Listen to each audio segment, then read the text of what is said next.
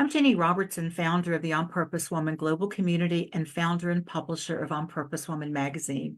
I'm here with Cheri Martin to talk about her article in the January-February issue of On Purpose Woman magazine. Cheri, welcome. Thanks for being with me. Oh, thank you, Jenny. My pleasure. As I say always, I love our chat. So I do too. I'm I happy do to be too. here to share with the community as well. Well, before we talk about this excellent series of articles that you've written, tell our viewers a little bit about you. Oh, goodness. Okay. Well, I've been in this online marketing arena for quite a while. Started in 1998 with my husband when we had our first online company, which is a web design agency. So I started thinking about it. Actually, in February, we'll be starting my 26th year in the online marketing area. So, wow, You that were a makes real pioneer doing that work and that many years yeah, ago, weren't you? feeling a little old these days. I was just talking to someone earlier today at another Zoom meeting where I feel like there's so many young individuals, of course, in this marketplace now, the social media and online marketing arena, but they sure weren't around when I first started. And I was young then, You but were one of them. yeah, exactly. I mean, it has definitely expanded for sure. But when we started, actually had a web design agency. My husband was certified with Google, did a lot of search engine optimization. I want to make sure I don't just give the acronym, the SEO, and did a lot of website marketing. We actually got into the social media arena as far as Facebook and that type of thing around 2010. But prior to that, we were actually the industry that was our niche was the builder and real estate industry. And we all know what happened in 2007 and 8 when we had that bubble burst. And so I had a lot of my clients actually reach out around that time and they wanted to know a little bit more about this LinkedIn thing. What is it and what can it do for me? And they were limited with their marketing budgets. They were afraid to spend that money. So I actually started helping clients. I got on LinkedIn in 2007 and started working with clients in 2008, helping them establish their online presence there on LinkedIn. Really, none of us knew really what to do with it, but I'd been teaching networking, so that's what I taught. I says just use it to start connecting with people and having conversations.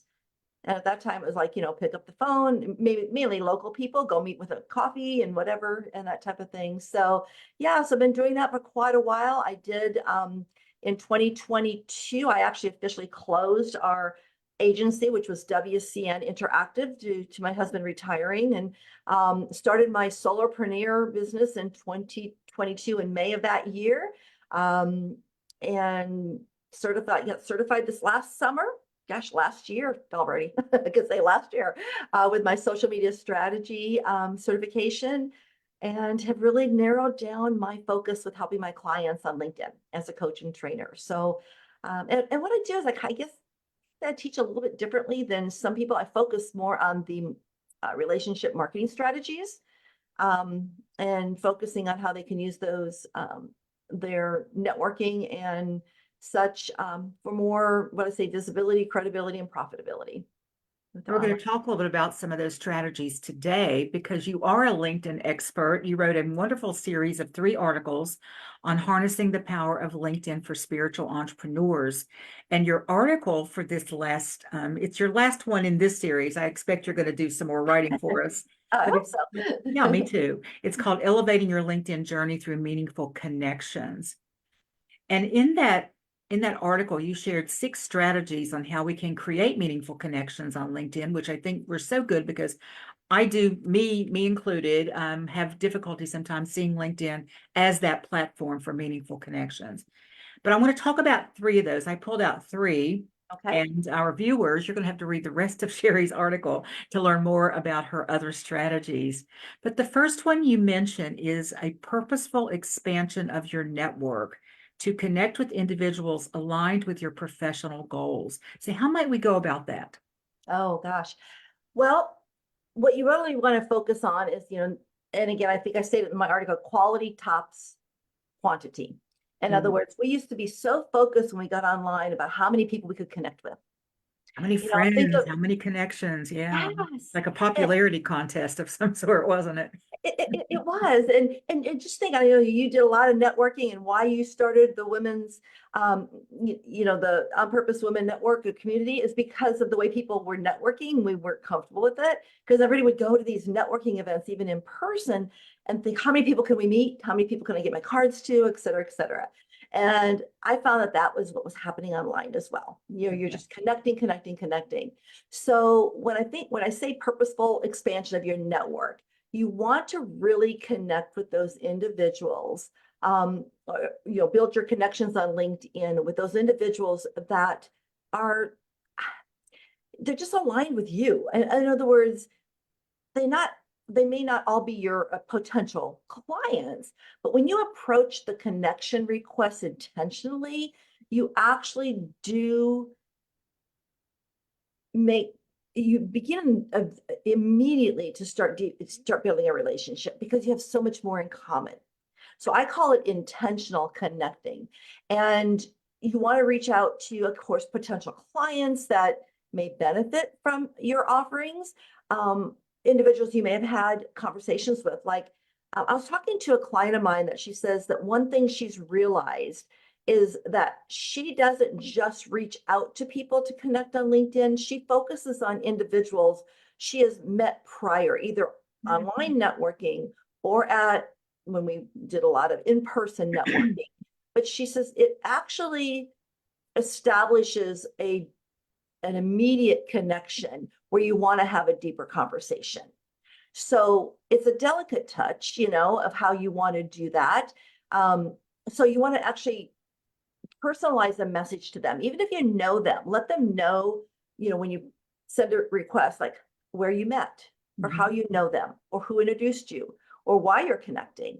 I mean, nothing, it's just starting the conversation. And that's what we have to remember about, is just starting a conversation. You can, I always tell my clients, look at someone's profile before you actually make that connection. See what's on there that interests you. Maybe you see some individuals that you both are connected with, some mutual relationships. Look at activity that they're doing. Maybe there's an article that you read and that you're interested in, and let them know a little bit about how you enjoyed what they posted, on such and such date, especially that article, etc. Because when you lay down a more thoughtful approach when you're connecting, it lays that foundation for a much more meaningful relationship. So you're And not just a that's number to these people. We don't feel like a number when somebody reaches out in that way. Yeah. It is. And I don't know about you, and I know I hear this a lot from individuals that say, I'm just so tired of LinkedIn. I get all these messages from these engineers or these individuals that want to have a conversation with me. Then we'd have a conversation. The first thing they do is want to sell me their stuff. And they haven't even taken the time to get to know me or even look at my profile to see what I do. Yeah. I'll How do get messages sometimes that it's clear because people are saying, do you have trouble, keeping employees? And it's like, do I look like I have a lot of employees? I mean, seriously, look at my profile, right? oh, I know. Yeah, but it's I like throwing something against the wall and seeing what sticks, I guess, It is. And I'm hoping with some of the changes that Facebook has made on their basic account, where they're limiting how many requests you can send and messages, of course, they want to. Facebook or LinkedIn. This is LinkedIn. Oh, you said Facebook, so Oh, I'm so sorry. it's Yeah, okay. I thought you probably erase meant that. LinkedIn. That's why I Thank said you for something. correcting me. Yeah, no, I'm LinkedIn. Yeah, and they're making so many more enhancements on Mhm. their platform, and on the basic, they're going to start limiting on how many things you can do, how many messages, even how long your message can be when Oh, you okay. send a message to someone. Of course, they want you to pay for their services, but they Yeah. do give you a trial period, whatever. But I like that because I think it's going to cut down on the amount of spam we get on LinkedIn, and I'm looking forward to seeing what happens. Okay. Well, I know, I think a nice rule of thumb as well is you don't have to say yes to everybody just because they ask you, right? It's like on a date, you don't say yes to everybody or You don't. anything. And I get a lot of legitimate men connecting, like on Facebook, there's a lot of like fake men connect, but on LinkedIn, it's legitimate men. I don't think they're connecting with me for any other reason other than the business piece. But when I look at their profile, I mean, I don't say yes to men anyway because I don't work with men. They are not my people. But I sometimes I will go over and check and say, well, who is this person? Who do we have in common? Mhm. Sometimes it's just so random. I don't understand. I think they're just going down a list and just, I mean, you said there's a limit of how many of those requests Mhm. you can do over a period of time. But I just want everybody to understand that, this isn't about being a good girl or a nice girl. It's about being, Oh, yeah. being conscious about the connections that you make, because it just muddies up your connection list. Then you're not looking at everybody on there as a viable connection. That is so true. And it takes you off target, off, off to a different path. Yeah. I think I posted it in my LinkedIn Facebook group. That one of the things we really want to be mindful of, especially at the beginning of a new year, is kind of take a look at your network. And when you look at your network, look at your connections, and it's okay to go clean it up Hmm. and disconnect from certain people. Like I said, I started on LinkedIn in 2007. And at that time, I was a regional director for BNI, Business Network International. And I actually got on LinkedIn because of that conference. We all said, hey, let's stay connected. And someone goes, yeah, there's this new site out there called LinkedIn. Let's connect there. So I'm connected from people, originally from all over the world. And then as I progressed, and in 2012, I think it was, 2012 or 2013, I actually became a certified John Maxwell coach, trainer, and speaker. And of course, they're from all over the world, and we connected. And yet, it's great to stay connected to see what they're up to. However, I know that most likely we aren't going to do business with each other.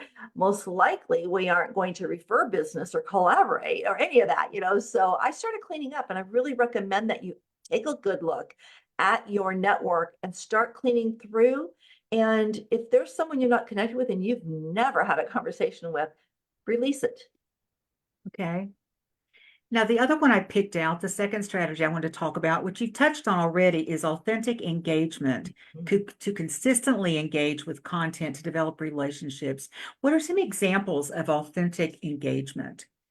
Well, it basically, what consistent engagement is to actually, well, first of all, give yourself permission that you do not need to be on LinkedIn every single day creating new content. If you are consistently creating content, even just one time a week, be consistent with that time and make sure it is, of course, valuable content that you're putting out there. Mhm. But when you do that, your network starts realizing kind of that pattern, as well as especially if they're interested in what you're putting out there, they'll start taking their time to look for it, engage on it. But when you are doing consistent engagement, you want to make sure, more than posting your own content, is actually engaging on your connections content. This is where you are going to be more visible. This is where you're going to be able to provide more value, as well as what we call the algorithm here on these platforms. They'll start seeing your activity.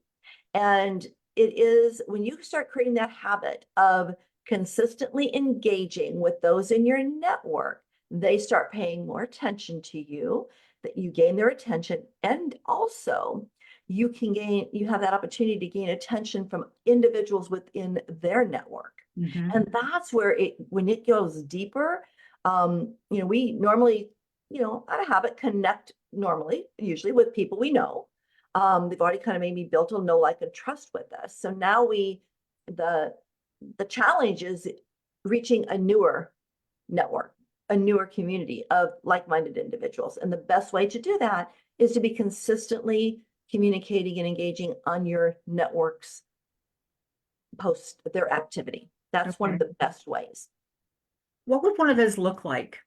Like, what would I use me as an example? What would something, I mean, the consistency I get, but let's Mhm. say that I want to engage people with content and I don't want to be I mean, it's okay. I think you said, what's the rule of thumb there? How many Oh, the percentage 50, or, the 50, 30, 20 formula yeah, for content. Yeah, 50% you want to be posting, interesting and entertaining content. 30% being more resourceful and informative content, and then your 20% is where you can be a little bit more promotional. Mhm. And to do that is when you're promotional, like let's just say you, Jenny, with your magazine.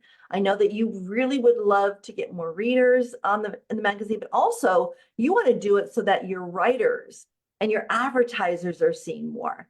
And also it has so much value packed in. You know that your community, that by sharing it, you're going to be able to make an impact for more people.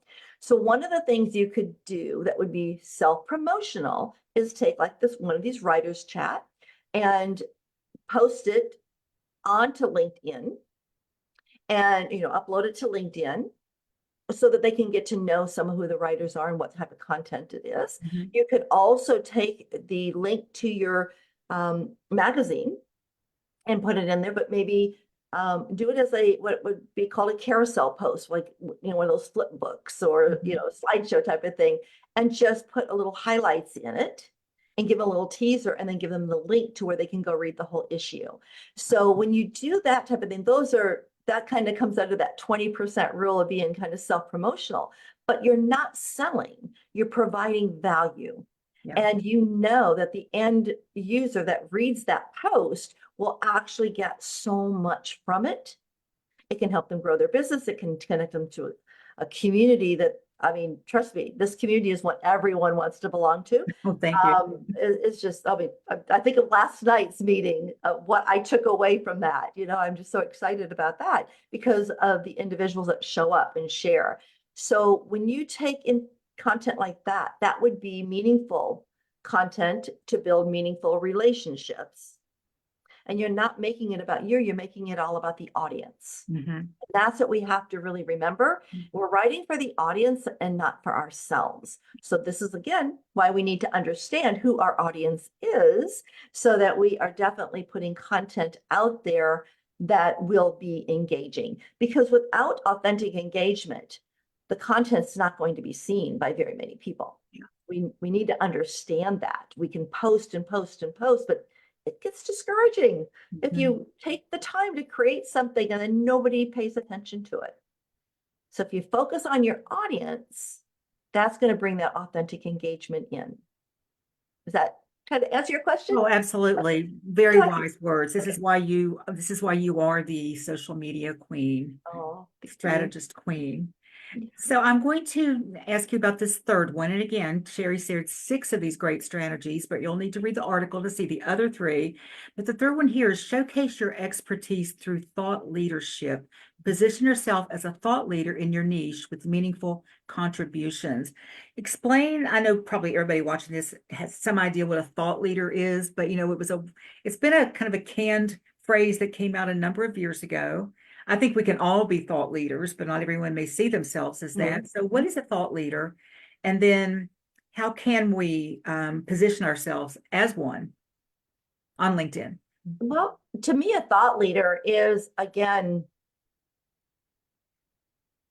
is letting people know that you are staying on top of your industry, that you are constantly searching for information that you can share with your audience. And that's where that 30% of the content formula comes in, is being a Mhm. resource, being informative. I think I've told, there's so many, I mean, I'm sure many of us sign up for a lot of different publications and we have all these emails coming through. But if you are a thought leader and you're taking the time to stay on top of your field, your niche, your industry, and then you take that content and share it with your community, you're saving them time and energy. They know that they can depend on you, that you're going to bring them that information. And one of the best ways to really establish yourself, I should say, as that thought leader, is, again, being open, be authentic, be unapologetically you by sharing your knowledge. I mean, don't be boastful about it, but just show your passion. Show them your Mhm. encouragement, your enthusiasm about what you do. I mean, many people tell me, "Gosh, Cheri, you're just so excited about teaching LinkedIn." Well, Because you're darn good at it, right? well, LinkedIn has been very good to me. I have had so many great relationships come out of the connections that I've made. And the opportunities that it has brought me is just, you know, the collaborations and the speaking engagements, and, you know, and all of that was because I was myself. Mhm. Don't be something you're not. And that is where, you know, in other words, don't be a fake. Be honest, be, you know, authentic. But it also does create your uh, credibility, and it helps individuals get to know like you faster. Mhm. So, and they start seeing you as that valued resource that you really want, that you aspire to be, not because you want, again, to be boastful, but you want to draw in individuals who, you know, you can serve, assist, you know, and that's what, I mean, that, let's face it, that's why we network, is Mhm. to get to know people, to help them see what, you know, that, hey, she understands my pain point. She knows what's keeping me up at night. I think I need to have a conversation with her, because of what I put out there as far as, you know, the content and sharing. And it all begins on your LinkedIn profile, on that about section, how you establish yourself or position yourself in your profile, where people can actually start seeing you, who you are. And and trust me, that's where you really, um, you just need to have that insight to knowing your purpose. Mhm. Why are you there? When you know your purpose, you're going to be able to just organically show up as a thought leader. I truly believe that. And it'll feel good. It'll feel easy. Yeah, It's it not does. about being brilliant in everything. You know, as you were talking, I was thinking about, I'm really passionate about women stepping out and being seen and heard, but I love stories about women who are doing things that, maybe just 10 or 20 years ago were kind of not being done much by women, Mhm. and highlighting those. And I think Yeah. I could do more. I could do more of that, because that also tells people that I'm a champion of women, because some of these stories are just so great. I can't think of the one I just recently read about, but it's like, wow, I didn't know that any women were doing that to that extent Mhm. yet. And so thank you for all of that, Cheri. And I want to tell everybody here that you can read the rest of Cheri's article in the On Purpose Woman online magazine. The link is in the text of this video. Also, I'll put a link to the archives, and you can read the other two articles Cheri did in this series for the September, October, and November, December issue. We do publish every other month. So Cheri, I know you have something coming up that you want to share with our viewers, and that information will also be in the text of this video by the time you all are looking at it. Definitely. Well, what I'm really excited about, and I will say this is the first year in over 5 years that I am not doing an annual program. And I did that. I took time to talk to individuals that have worked with me over the years. And, you know, these days, I think we just all really want to dive in and learn and apply and have it start working immediately. So I have taken my LinkedIn Mastery to an 8-week interactive program called the LinkedIn Mastery Jumpstart. It is starting next week on February 7th and runs through March 28th. Great thing is there's 2 days and 2 times you can choose from. That's listed on the website there. But what this program is designed to do is equip you with proven strategies that will actually transform your LinkedIn presence and drive what I call percentage growth for your business. In other words, you're going to really see what LinkedIn can do for you. I mean, I like to say what you kind of will gain from the program is definitely have a standout LinkedIn profile that grabs attention, sets you apart from your competitors, as well as a simple engagement strategy. We talked a little bit about that today to strategically expand your network and build those meaningful relationships. You'll also get what I call a LinkedIn action checklist, so that you know how to keep top of mind. Again, you don't have to be here every day posting on LinkedIn. However, there are some things you want to do on a regular basis and make a pattern, a practice of it as well, with, you know, having those intentional connections and valuable content you're putting out there. But most importantly, you'll really develop that confidence. That's what I saw this last year, especially with so many of the members in the LinkedIn Mastery, was the confidence that they developed. I have one lady that, had not even been on LinkedIn, let alone had any clue what to do with it. And she just embraced it so much. And over this last year, just grew. She even was starting a brand new business. And what it brought to her in her business, I mean, the visibility and the confidence was amazing.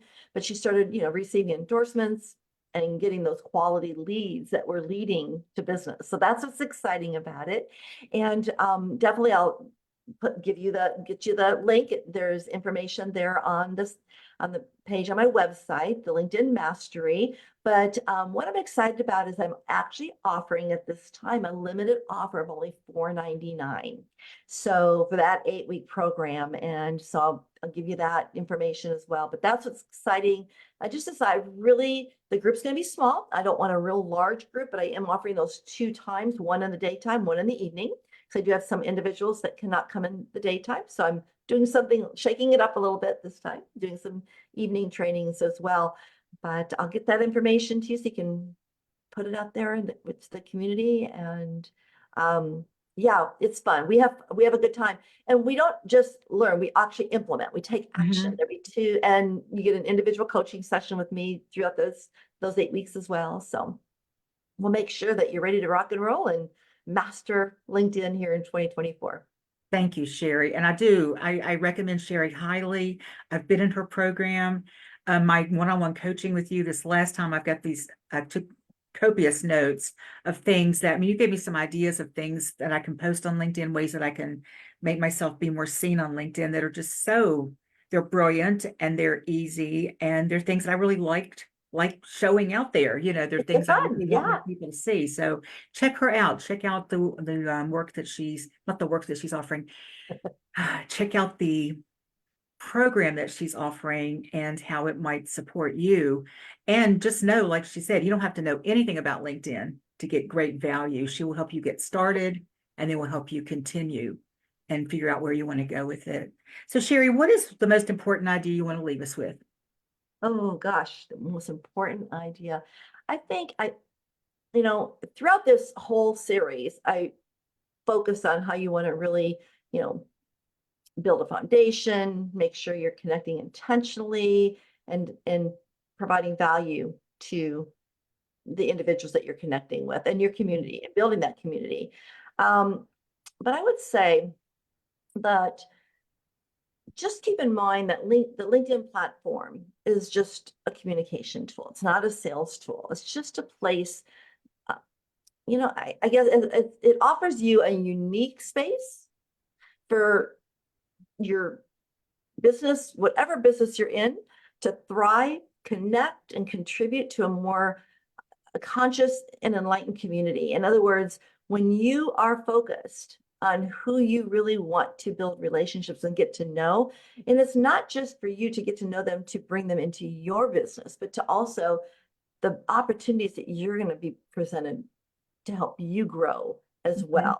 And that is what I have found through my journey on LinkedIn. It has just really been giving a lot and not how do I say, I don't want to say I don't expect a lot, but I want to be a giver because I'm truly a firm believer, and this comes from Ivan Meisner with the BNI, is givers gain. And so when you give and you are doing it intentionally and authentically, and again, being unapologetically you will see the results for your business as long as you're consistently present and position yourself as that expert that you are. Wow, good stuff, Cheri. Thank you so much. I always, always, always, excuse me, appreciate you sharing your wisdom and your expertise, but I also appreciate, I guess, the heart and the professionalism you bring, not just to your writing, but to your Oh gosh, speaking, thank you. to your just how you show up. It's amazing combination of heart and professionalism Wow. and brilliance, of course. Let me just add that as well. So thank you. Thank you for being in my world. I really appreciate you. Well, I thank you because I tell you what, I another thing when you get to that relationship building, you are who you surround yourself with. You become more like them, and that's why I'm honored to be in your community and to get to know you too, Jenny. Thank you. Thank I you. love what you do. Thank you. All of us. Thank you. You're so welcome. Just this mutual admiration society thing we have going here. So I love that. I love that so much. And I want to thank anyone else who's watching the Real Women, Real Purpose talk show. For more information about this amazing On Purpose Woman global community that Cheri's referencing, or our magazine, please click on the links in this video and be sure to check out Cheri's website for all that she's offering. For more interviews with amazing women living their life on purpose, check out our YouTube channel, and that link is also in the video. Thanks again for watching, everyone. Bye now.